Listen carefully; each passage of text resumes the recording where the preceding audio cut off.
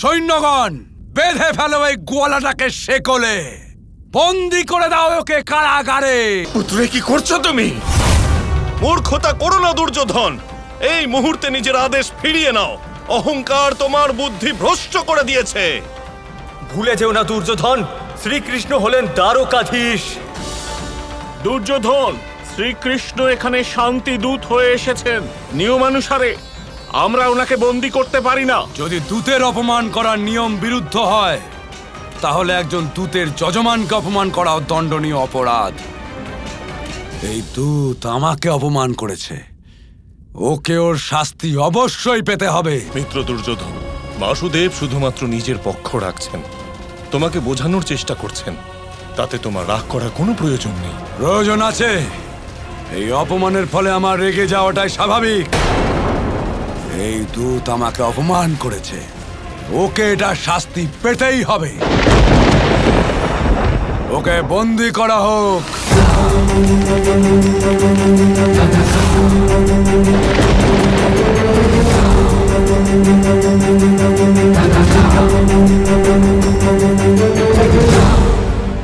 নীরবতা ত্যাগ করুন মহারাজ, আর আদেশ দিন দুর্যোধনকে। এই অনর্থ ওর বিনাশের কারণ হয়ে যেতে পারে। শ্রীকৃষ্ণ অনুচিত কার্য করেছেন, তাই ওনাকে শাস্তি তো পেতেই হবে। রাজধর্ম তো সেটাই শেখায়। রাজধর্ম নয় মহারাজ, একবার ভাবুন, পুত্র মোহ সরিয়ে রেখে ভাবুন। অধর্ম সেটা নয় যা শ্রীকৃষ্ণ করছেন, অধর্ম হলো সেটা যা দুর্যোধন করতে চলেছে। না পিতামহ, মহারাজ ধৃতরাষ্ট্রের কাছে কোনো প্রার্থনা জানাবেন না।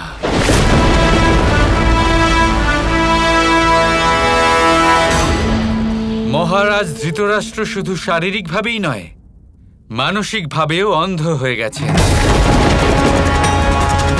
পুত্র মোহের সামনে উনি আর কিছুই দেখতে পান না। আর দুর্যোধনের কথা যদি বলি, ওর মানসিকতা আমার কাছে অজানা নয়। যদি দুর্যোধনের মনে হয় যে ও আমাকে কারাগারে বন্দী করে আমাকে আটকে রাখতে পারবে, তাহলে ওকে তা চেষ্টা করতে দিন। এসো দুর্যোধন, আমাকে বন্দী করে দেখো। এইসব বড় বড় কথা বলে তুই সবার অন্যদেরকে প্রভাবিত করতে পারিস, আমাকে না। আর আমি তোকে ভালোভাবে চিনে গেছি।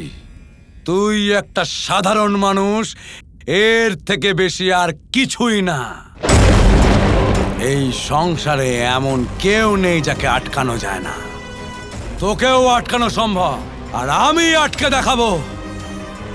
আর তুই কেমন যে হস্তিনাপুরের হবু রাজাকে দ্বন্দ্বে আহ্বান করছিস?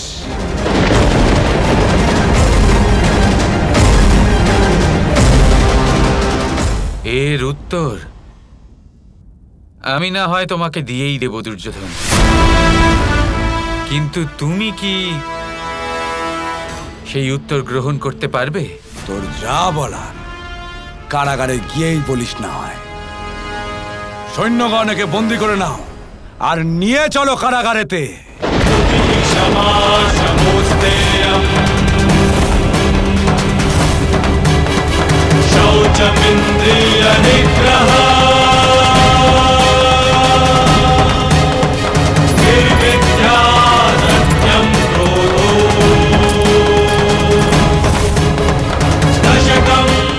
ভয় পাচ্ছ কেন?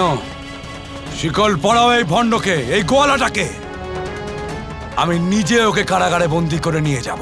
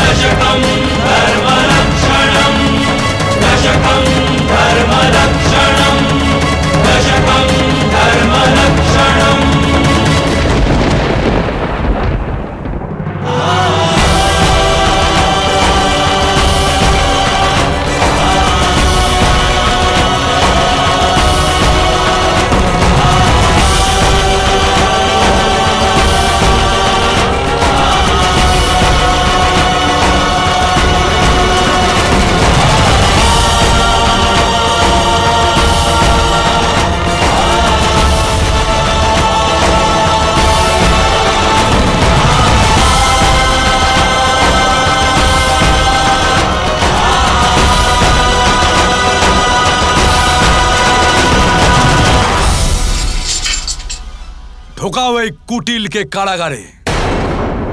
এবার আমি দেখছি ও কি করে খেলতে পারে। বন্দি করো।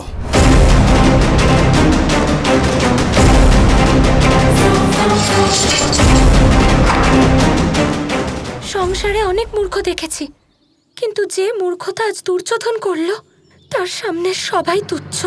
কৃষ্ণ, তুমি এখনো পর্যন্ত শান্ত আছো, তোমার রাগ হলো না। আমার গর্ব হচ্ছে তোমার উপর। এতক্ষণ আমি চুপ করেছিলাম রাধা, কিন্তু এবার কঠোরভাবে আমায় দুর্যোধনকে বোঝাতে হবে। আসল সত্যটা কি তা দেখাতে হবে। আর কোনো পথ নেই। আর তাই আমি এবার তোমার থেকে অনুমতি চাইছি রাধা, যাতে প্রয়োজন পড়লে আমি নিজের রৌদ্র রূপ ধারণ করতে পারি। কিন্তু যদি কৃষ্ণ রৌদ্র রূপ ধারণ করে বাকিদের কি হবে? বাকি সবাই ওর ক্রোধাগ্নিতে ভস্ম না হয়ে যায়। না রাধা, আমি নিয়তি বদলাবো না, কিন্তু যা আমি করতে চলেছি তা এবার অবশ্যম্ভাবী। কৃষ্ণ, আর কোনো পথ কি নেই? হয়তো আছে রাধা। যতক্ষণ ক্রোধ প্রকাশ না করলেও চলে ততক্ষণ না প্রকাশ করাই উচিত। এটাই হলো সর্বহিতকারী। কিন্তু হ্যাঁ, আমি যা করতে চলেছি তা সত্যি সর্বহিতকারী রাধা। তাহলে ঠিক আছে, যেটা উচিত মনে হয় সেটাই করো কৃষ্ণ।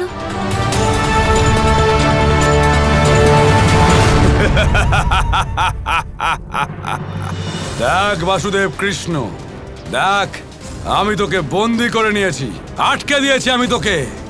আর তুই কি বলছিলি? তুই আমাকে উত্তর দিবি, আমাকে? তাহলে দে এবার উত্তর।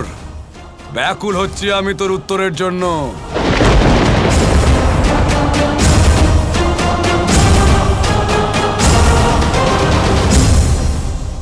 তুমি হলে মূর্খ দুর্যোধন। তোমার মনে হয় সংসারে এমন কিছুই নেই যা তুমি আটকাতে পারো না। যখন আমি ছোট ছিলাম তখন স্বয়ং মহাবলী কংস আমাকে কারাগারে বন্দি করে রাখতে পারেনি। তুমি আমাকে আটকাবে? কৃষ্ণ, যে কিনা নিজেই ব্রহ্মাণ্ড, তাকে তুমি কারাগারে বন্দি করতে পারবে দুর্যোধন? ভালো করে দেখ বাসুদেব কৃষ্ণ, আমি তোকে এই বেড়ি দিয়ে বেঁধেছি, আমি তোকে এই কারাগারে বন্দি করেছি। তুই আছিস এই কারাগারে। তুই ভালো করে তুমি দেখো কে বন্দি এই শিকলে। ভালো করে দেখো দুর্যোধন, কে আছে এই কারাগারে। কৃষ্ণের লীলা যে, কৃষ্ণের মহিমা যে, কৃষ্ণের গৌরব ধর্ম সার যে, কোনে কোনে কায়া যে, কৃষ্ণেরই মায়া যে। অসম্ভব, অসম্ভব! এটা কি করে হতে পারে?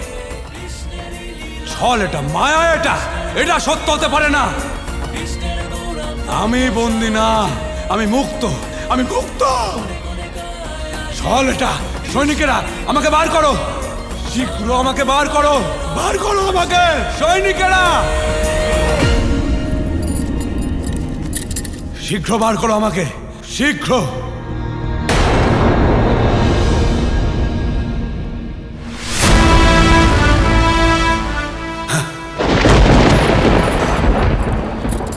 ছলনা এটা, মায়া এটা। তুই তুই বাসুদেব হতে পারিস না।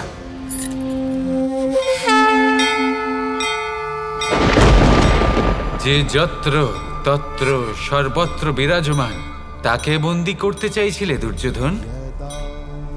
এবার দেখ, ভালো করে দেখ নিজের সৈন্যদের।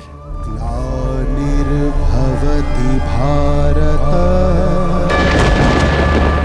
অভ্যুত্থানম অধর্মস্য তদা